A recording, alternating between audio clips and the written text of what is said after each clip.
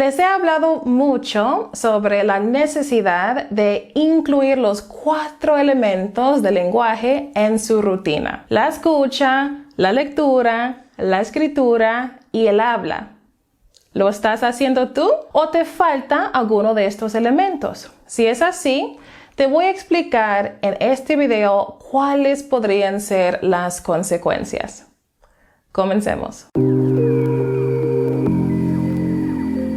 Bienvenidos mis queridos líderes del lenguaje. Yo soy Erika, tu coach, mentora e instructora de español, y me alegra mucho tenerlos conmigo hoy. Miren, antes de empezar, les voy a mencionar que en estos videos suelo darles un consejito específico o una idea nueva en qué pensar, pero si quieren ver un panorama más completo, pueden entrar a mi masterclass. Por aquí les dejaré el enlace. En esa clase hablo acerca de cómo estructurar toda su rutina de aprendizaje. Bueno, todos los elementos que mencionamos, la escucha, la lectura, la escritura y el habla, trabajan juntos. Estas actividades están conectadas, se complementan entre sí y juntas crean una rutina bien equilibrada.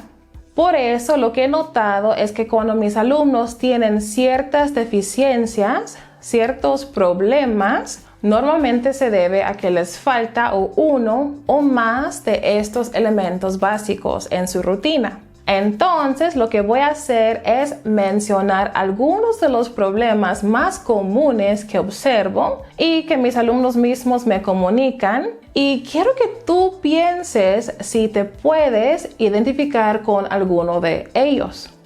Ahora, si tienes problemas para entender el español hablado, aunque sí lo entiendes cuando lo lees, y si además notas que el problema no es de vocabulario, porque cuando ves escritas las palabras, de hecho sí las entiendes, sí las conoces, entonces lo que te falta es escuchar.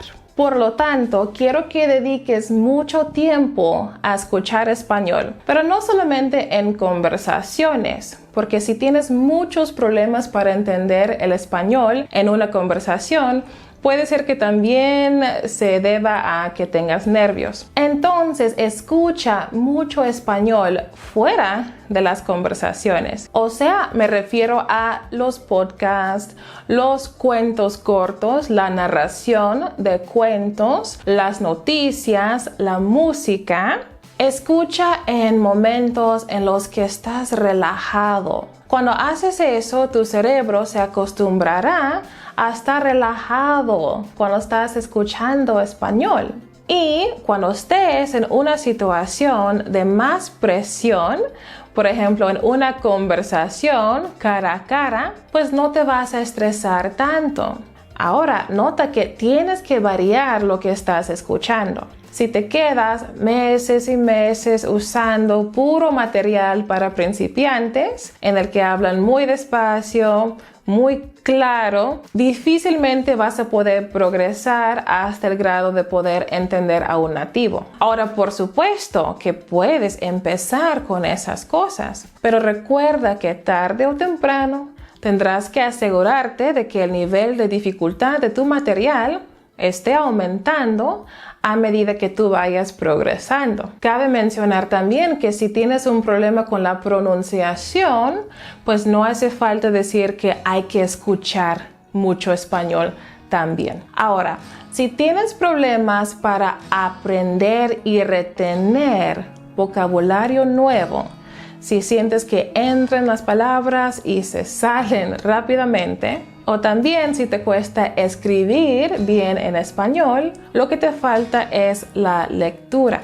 ¿Por qué? Porque cuando miras las palabras, logras ver cosas que tu oído no capta al principio. Empiezas a ver cognados, o sea, esas palabras que se parecen casi iguales tanto en español como en inglés. Ves las palabras que tú has aprendido, pero en un contexto diferente, natural, en contextos variados. Claro, lo mismo se puede decir de la escucha, pero para los que somos muy visuales, esto ayuda mucho. Leer mucho y ver las palabras nos ayuda a retenerlas. Y obviamente es por medio de la lectura que uno aprende a escribir bien también. Ahora, si tienes problemas para formular tus propias oraciones cuando estás hablando, o sea, sabes muchas palabras, pero no las puedes unir de una manera coherente, o si te cuesta producir ese vocabulario, hablarlo a la hora de querer hablar, pues lo que te falta es la escritura.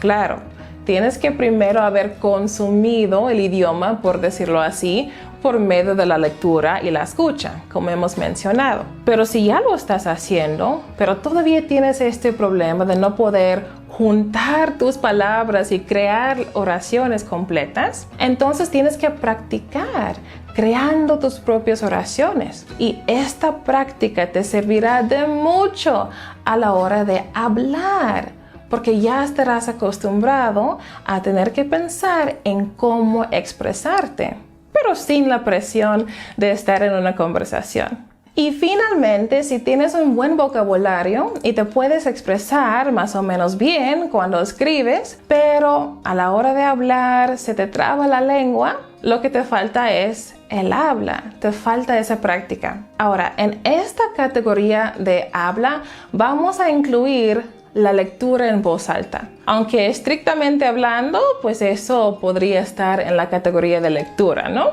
Pero cuando estás leyendo en voz alta, estás hablando.